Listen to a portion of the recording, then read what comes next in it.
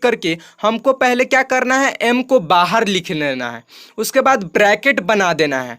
Bracket बनाने के बाद ना हमको वहां पर क्या स्क्वायर को ना एज इट इज लिख लेना है यहाँ पर ब्रैकेट के ऊपर। फ्रेंड्स, हाँ, वेलकम टू और आवर न्यू वीडियो। तो फ्रेंड्स, आज की इस वीडियो में हम लोग सीखने वाले हैं inverse square law of gravity.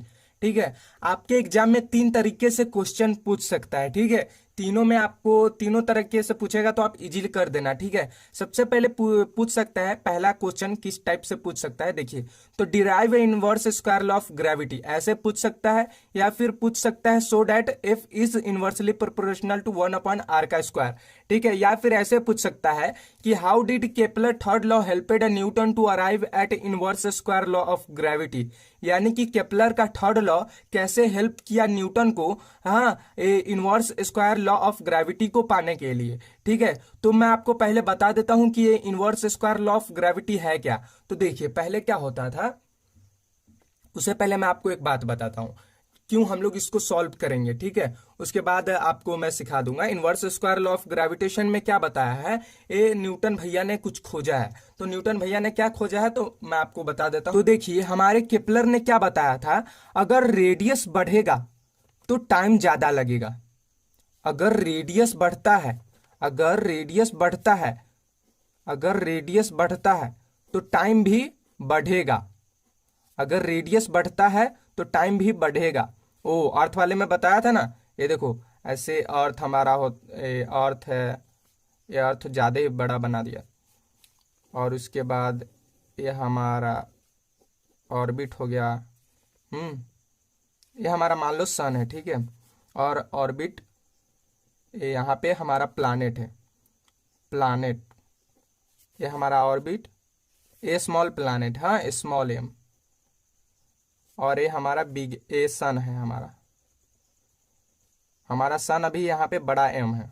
ठीक है, ये हमारा प्लानेट है अर्थ, प्लानेट अर्थ लिख देता हूं मैं, और ये हमारा सन है। ये हमारे रेडियस है आर, और ये हमारा इधर का रेडियस है। तो देखिए, मैं आपको क्या बताया था, जैसे जैसे ये प्लानेट सन से दूर जाता है तो क्या होता है, इसको टाइम ज्यादा लगता है। एक केपलर थर्ड लॉ ने बताया है, जैसे जैसे हमारा प्लानेट सन से दूर जाता है तो इसका रफ्तार जो होता है, स्पीड जो होता है वो कम हो जाता है, यानी कि टाइम यहां पर ज्यादा लगने लगता है। और जैसे जैसे रेडियस कम होता है वैसे वैसे टाइम भी कम लगता है। तो यही केपलर थर्ड लॉ में बताया है। हाँ, यहां पर से अगर अर्थ यहाँ पे है, अर्थ तो यहां पर से जाएगा तो यहां पर से तो नॉर्मल रहेगा, लेकिन जैसे ही यहां पर जाएगा बहुत स्लो हो जाएगा, और उसके बाद ऐसे ऐसे आते आते फास्ट हो जाएगा। यानी कि अगर रेडियस बढ़ा, यहां पर अगर रेडियस बढ़ा, ये वाला रेडियस बढ़ा तो टाइम ज्यादा लगेगा क्योंकि यहां पर बहुत स्लो हो जाएगा। और अगर रेडियस कम हुआ तो प्लानेट बहुत फास्ट हो जाएगा, यानी कि रेडियस कम टाइम कम। यही केपलर थर्ड लॉ में बताया था, जो कि मैं अच्छे से समझाया हूं। अगर आप वो वीडियो नहीं देखे हो तो जाकर देखिए। ठीक है, अब ये न्यूटन भैया ने क्या खोज दिया, एक केपलर के थर्ड लॉ उसको पता चला ना, तो ये चुपके से आया, उसमें कुछ झोल बटोरा करके हाँ वो अपना काम बना लिया अपना नाम करने के लिए। फिर वो क्या खोज दिया, फोर्स अगर बढ़ता है, फोर्स अगर बढ़ता है तो रेडियस कम होता है। सिंपल सा बात बताया बस, वो inverse square law of gravitation में सिंपल सा बात बताया है, अगर फोर्स बढ़ता है तो रेडियस कम होता है, यानी कि रेडियस कम होता है, अगर फोर्स बढ़ता है तो रेडियस कम होता है। तो देखो भैया, उसने क्या बताया, देखो यहाँ पे हमारा ए है, अर्थ है, ए वाले भाग में तो हमारा एपीजी होता है कि पेरेजी होता है, छोड़ो वो सब। तो देखो, ए वाले भाग में रहता है ना, तो ये हमारा बहुत स्लो चलता है। मैं आपको बता चुका हूं, अगर आप केपलर थर्ड लॉ नहीं देखे हो तो अच्छे से देख लो। ठीक है, तो यहाँ पे अगर रहता है हमारा अर्थ तो बहुत स्लो इधर चलता है, क्योंकि अर्थ का ग्रेविटेशन बहुत कम होता है, तो यहाँ पर फोर्स भी कम होता है। हाँ, लेकिन जैसे ही रेडियस कम होता है, ये तो रेडियस मान लो 5 मीटर है, मान लो 5 मीटर है, तो अगर यहां पर आएगा तो यहां पर रेडियस बहुत कम होगा ना, 3 ही मीटर होगा ना, तो यहां पर 3 ही मीटर होगा ना, यहां पर ए वाला भाग 3 ही मीटर होगा और ये 5 मीटर होगा। तो हमारा अर्थ अगर 5 मीटर पे है तो ये बहुत स्लो रहेगा, लेकिन जैसे ही ये सन के पास आने लगेगा तो इसका ऑटोमेटिक फोर्स जो है इंक्रीज होने लगेगा। क्यों इंक्रीज होने लगेगा? क्योंकि इसका ग्रेविटेशन आने लगेगा ज्यादा सन का, ठीक है। तो यहाँ पर जैसे ही आएगा, यानी कि अगर रेडियस कम होगा, देखो यहाँ पर क्या बोला है, रेडियस अगर कम होता है, आर अगर कम होता है, आर अगर कम होता है, न्यूटन भैया ने सिंपल सा इसका चोरी करके बता दिया है थोड़ा मोड़ा। आर अगर कम होता है तो फोर्स बढ़ेगा, तो फोर्स एफ बढ़ेगा, यानी कि फोर्स बढ़ेगा। यानी कि अगर आर के करीब आता है, रेडियस के बहुत करीब आता है, रेडियस अगर कम होता है, तो ग्रेविटेशन के कारण ऑटोमेटिकली ये जो हमारा अर्थ है एकदम फास्ट हो जाएगा।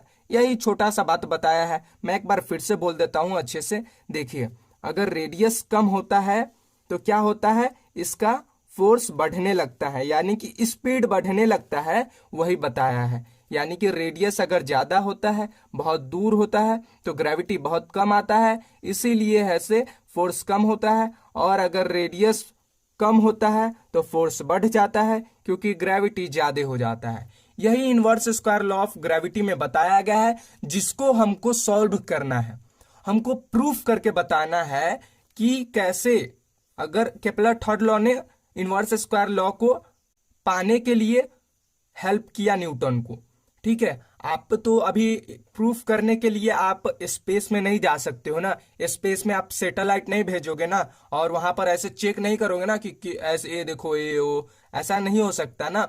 तो पहले के भी साइंटिस्ट ऐसे ही थे, मतलब कि वो लोग, उन लोग के पास सैटेलाइट वगैरह थोड़ी ना था, वो लोग तो एकदम अंदाजे से ऐसा ऑब्जर्व करके मैथ के मदद से वो लोग ये सब पाए हैं, खोजे हैं, तभी तो वो लोग साइंटिस्ट कहलाते हैं। वैसा ही आपको भी अगर कुछ नया करना है तो ऐसे जो चीज नहीं हो सकता ना, पॉसिबल नहीं है, उसको भी पॉसिबल करके दिखाना पड़ेगा, ठीक है। तो आपको एकदम अच्छे से मार्क्स विक्स लाना है, इस बार अच्छे से पढ़ाई कर लो। मैं आपको Kepler inverse square law of gravitation solve कैसे करते हैं अच्छे से बता देता हूं, ठीक है। तो अच्छे से सॉल्व कर लेना। हम लोग इसको इसीलिए सॉल्व करते हैं क्योंकि हमको मैथ में प्रूफ, जो चीज हम लोग साइंस से नहीं कर सकते ना, हम लोग क्या करते हैं, अभी सैटेलाइट वगैरह भेजते हैं ऐसा पढ़ाई करने के लिए, स्टडी करने के लिए प्लैनेट के बारे में। लेकिन पहले के साइंटिस्ट क्या थे, ऐसे नीचे धरती पर से ही ऑब्जर्व करके ना, टेलीस्कोप से ही ऑब्जर्व करके पता लगा लेते थे, हाँ। और कैलकुलेशन वगैरह कर करके मैथ का एकदम पावरफुल वो लोग हो चुके थे, मैथ का यूज करके वो लोग सब चीज सॉल्व करते थे सिर्फ मैथ के मदद से। तो हम लोग भी अभी मैथ के मदद से inverse square law of gravitation सीखेंगे, जिसको आप अच्छे से ध्यान से सुनना, हाँ, अच्छे से देखना अच्छे से, और उसके बाद सॉल्व करना 3-4 बार, क्योंकि एग्जाम में भी आ सकता है, ठीक है। तो चलिए सॉल्व करते। तो चलिए फ्रेंड्स, हम लोग डिराइव करते हैं inverse square law of gravity को। तो हम लोग को क्या करना है, सबसे पहले लिख लेना है consider an object, consider an object moving in a circle, moving in a circle, in a circle, in a circle with constant speed, with constant speed, with constant speed. तो देखिए फ्रेंड्स, मान लीजिए एक सर्कल है, circle है। अब इस circle के बीच में सेंटर होता है, हाँ, सेंटर यहाँ पर सन वगैरह कुछ भी मान सकते हो, और ये सर्कमफ्रेंस पर ऑब्जेक्ट है, और जो कि गोल गोल रोटेट कर रहा है, ऑब्जेक्ट गोल गोल रोटेट कर रहा है, और ये सर्कमफ्रेंस है, तो सेंट्रीपिटल फोर्स भी अप्लाई होगा। सर्कमफ्रेंस पर कोई ऑब्जेक्ट घूम रहा है तो सेंट्रीपिटल फोर्स भी अप्लाई होगा। और ये सर्कमफ्रेंस पर घूम रहा है, तो सर्कमफ्रेंस का फॉर्मूला क्या होता है, 2πr। सर्कमफ्रेंस पर घूम रहा है तो फॉर्मूला क्या होता है, 2πr। तो फ्रेंड्स, हमको क्या करना है, force is equal to centripetal force लिख लेना है। ये सब ना आपको एग्जाम में अच्छे से लिख करके दिखाना पड़ेगा, हाँ, तभी मार्क्स मिलेगा, नहीं तो मार्क्स कट जाएगा। तो force is equal to centripetal force, इतना लिखने के बाद सेंट्रीपिटल फोर्स का फॉर्मूला लिख लेना है, F इजिकल टू mv²/r। ये हमारा सेंट्रीपिटल फोर्स का फॉर्मूला होता है। अगर आप मेरा प्रीवियस नई वीडियो देखी हो तो देख लेना।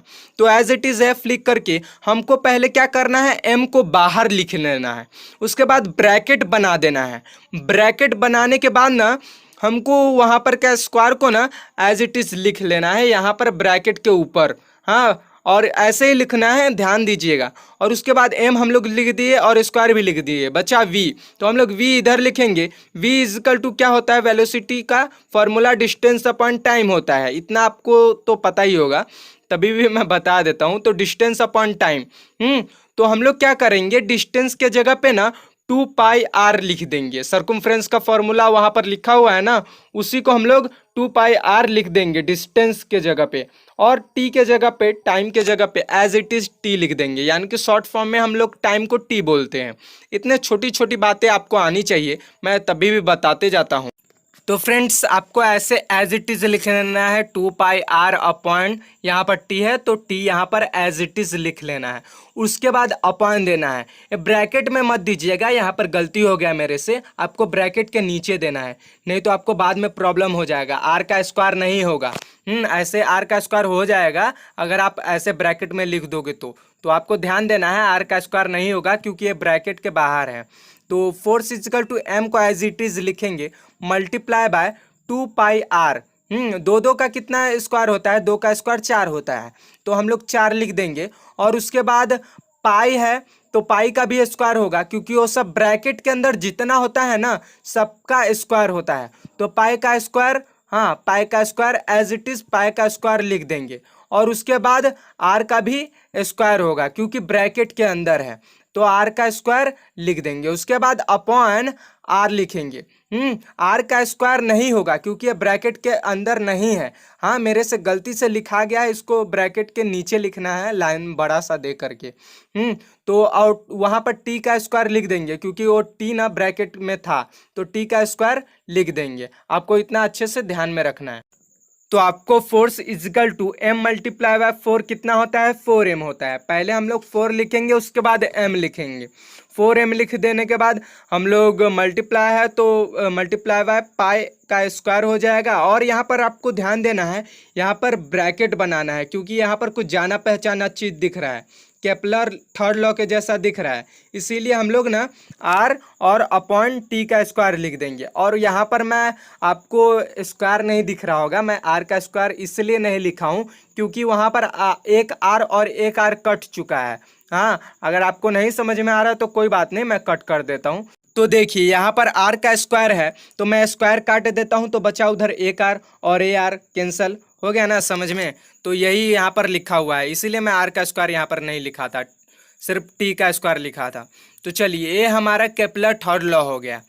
केपलर थर्ड लॉ की तरह ये दिख रहा है, हो नहीं गया है। हम लोग तो inverse square law of gravitation solve कर रहे हैं।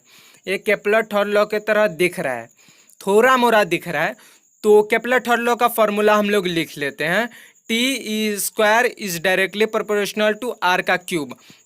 आपको फॉर्मूला ये मैं केपलर थर्ड लॉ अच्छे से समझा दिया हूँ, कैसे डिराइव करते हैं अच्छे से समझा दिया हूँ। अगर आप वीडियो नहीं देखे हो तो केपलर थर्ड लॉ वाली वीडियो देख लो, अच्छे से समझा दिया हूँ, उसमें अच्छे से समझ लेना है। हाँ, यहाँ पर आपको वही फार्मूला लिख लेना है। तो देखो, ये मैं फार्मूला लिख लिया, इतना ये फार्मूला ही है, कंफ्यूज मत होना है। लेकिन यहाँ पर ना एक चीज़ मिसिंग है। यहाँ पर क्या डिफरेंस है, यहाँ पर ना टी का स्क्वायर है अपॉन आर का क्यूब है, और यहाँ पर ना आर एज इट इज़ है, इसमें कुछ नहीं है। तो हम लोग क्या करेंगे, मल्टीप्लाई एंड डिवाइड कर देंगे आर का स्क्वायर से, तो क्या हो जाएगा, वो आर का क्यूब बन जाएगा, यानी कि केपलर थर्ड लॉ के जैसा दिखने लगेगा। तो हम लिख देते हैं, आपको ये सब लिखना है, छोटी छोटी बातें आपको लिखना है, नहीं तो मार्क्स कट जाएगा। तो multiply and divide by R का स्क्वायर, आर का स्क्वायर से हम लोग मल्टीप्लाई और डिवाइड करेंगे तो हमारा बन जाएगा, हाँ केपलर थर्ड लॉ के जैसा, ये हमारा inverse square law of gravity ये बन जाएगा, अभी जल्द ही सॉल्व हो जाएगा। तो इसको हम लोग एज इट इज़ लिख लेना है, ये सब इतना चीज़ को एज इट इज़ आपको लिख लेना है। इसमें कुछ पहाड़ नहीं टूटने वाला है, अगर आप 3 से 4 बार प्रैक्टिस कर लोगे ना सब कुछ अच्छे से आ जाएगा, ठीक है। तो आपको इसको 3 से 4 बार प्रैक्टिस कर लो, 2 से 3 बार वीडियो देख लो। तो यहाँ पर आप ध्यान दीजिएगा, इतना तो एज इट इज़ लिखा, मल्टीप्लाई बाय हमको आर का स्क्वायर करना है, और अपॉन में भी यानी कि डिवाइड में भी आर का स्क्वायर करना है। अब यहाँ पर ए वाला मल्टीप्लाई कर देगा इससे, लेकिन ना ए वाला इससे नहीं मल्टीप्लाई कर सकता क्योंकि वेरिएबल अलग है। वेरिएबल अलग है, इसलिए मल्टीप्लाई नहीं कर सकता। तो एफ इजिकल टू ऊपर वाला चीज़ को एज इट इज़ लिख लेना है, इतने चीज़ों को एज इट इज़ लिख लेना है आपको। लिखने के बाद यहाँ पर आर का क्यूब हो जाएगा, R square multiply by R का क्यूब हो जाएगा, इसको ब्रैकेट में ही लिखना है। आर का क्यूब हो जाएगा। और उसके बाद ये तो मल्टीप्लाई हो नहीं सकता, टी का स्क्वायर और आर का क्यूब मल्टीप्लाई नहीं हो सकता, इसलिए हम लोग एज इट इज टी का स्क्वायर और ब्रैकेट क्लोज करके आर का स्क्वायर भी बाजू में उसको एज इट इज बेचारे को अकेले ही लिख देंगे, आर का स्क्वायर को भी अकेले लिख देंगे। ऊपर कुछ नहीं बचा है, ऊपर कुछ नहीं है तो हम लोग ऊपर 1 लिख देंगे, नीचे तो था तो इसीलिए लिख दिए, और ऊपर नहीं है कुछ तो इसीलिए 1 लिख देंगे। अब आप इस दोनों इक्वेशन में ना आपको कुछ फर्क दिख रहा होगा, यहाँ पर आर का क्यूब अपॉन टी स्क्वायर है और यहाँ पर टी का स्क्वायर अपॉन आर का क्यूब है। तो हम लोग इसको इन्वर्टेंडो कर करके एक केपलर थर्ड लॉ को हम लोग इन्वर्टेंडो अप्लाई कर देंगे तो ये उल्टा हो जाएगा। इन्वर्टेंडो कंपोनेंडो ये सब आपको पता है, सीखे होंगे 9th में। तो इसको हम लोग इन्वर्टेंडो कर दिए हैं, इन्वर्टेंडो यहाँ पर लिख देता हूँ, इन्वर्टेंडो समझ लेना है, ठीक है, अच्छे से राइटिंग नहीं बना हुआ है। तो हम लोग उल्टा कर दिए हैं यहाँ पे, तो देख सकते हो फ्रेंड्स यहाँ पर ये दोनों ना सेम जैसा हो गया है, ये भी एक जैसा दिख रहा है और ये भी एक जैसा, दोनों सेम जैसा दिख रहा है। तो हम लोग इसको ना एक ही इक्वेशन में कन्वर्ट कर देंगे, दोनों इक्वेशन को सब्स्टिट्यूट कर देंगे। तो उतना चीज़ आपको एज इट इज़ लिख देना है, इतना चीज़ आपको लिखते जाना है। और उसके बाद उसके जगह पे ना R cube upon T square के जगह पे ना हमको 1/k लिख लेना है, 1/k लिखना है। दोनों को एक सेम किए थे ना इसीलिए। उसके बाद हमको 1/r का स्क्वायर, ये जो बेचारा बच गया था ना, ये बेचारा ही अभी नाम करेगा देखना, तो 1/r का स्क्वायर इसको लिख लेना है।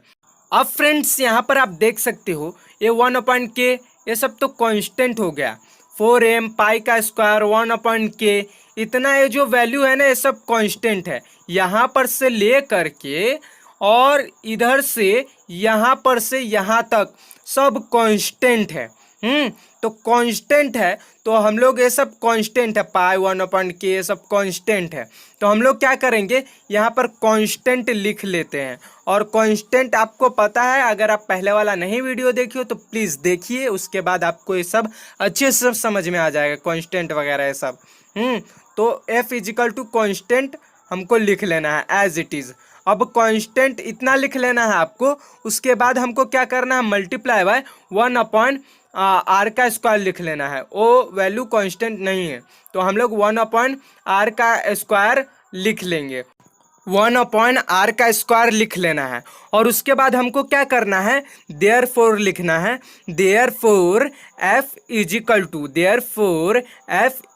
टू कांस्टेंट के जगह पे हम लोग इन्वर्सली प्रोपोर्शनल का साइन लेंगे, यानी कि कांस्टेंट वैल्यू कुछ लेंगे, हाँ सिंबल लेंगे। तो कांस्टेंट इन्वर्सली प्रोपोर्शनल लिख करके 1/r का स्क्वायर एज इट इज़ लिख देना है, बस कांस्टेंट के जगह पे इन्वर्सली प्रोपोर्शनल वाला सिंबल लगा देना है। यही हमारा आंसर है, f is inversely proportional to 1/r का स्क्वायर। मैं यहाँ पर आपको समझने के लिए लिख दिया हूँ, वहाँ पर अच्छे से नहीं दिख रहा होगा इसीलिए मैं यहाँ पर लिख देता हूँ, हाँ therefore f is inversely proportional to 1/r का स्क्वायर यहाँ पर लिख दिया हूँ। देखो यहाँ पर का आंसर यहाँ पर लिख दिया हूँ, अगर आपको नहीं दिख रहा है तो यहाँ पर आप देख सकते हो, ठीक है। अगर आपको वीडियो में कुछ भी नहीं समझ में आया है तो आप क्या कीजिए, वीडियो को पीछे कीजिए, 2 से 3 बार देखिए पहले, और उसके बाद 4 से 5 बार सॉल्व कीजिए, हाँ तब आपको मैं गारंटी के साथ बोलता हूँ आपको पूरा अच्छे से याद हो जाएगा, अच्छे से सॉल्व करने भी आ जाएगा। आप पूरा देख सकते हो, पूरा इतना ही लंबा चौड़ा है, ज़्यादा ये नहीं है, आपको 3 से 4 बार सॉल्व करना है, ठीक है। तो मिलता हूँ नेक्स्ट वीडियो में, जब तक के लिए जय हिंद, वंदे मातरम।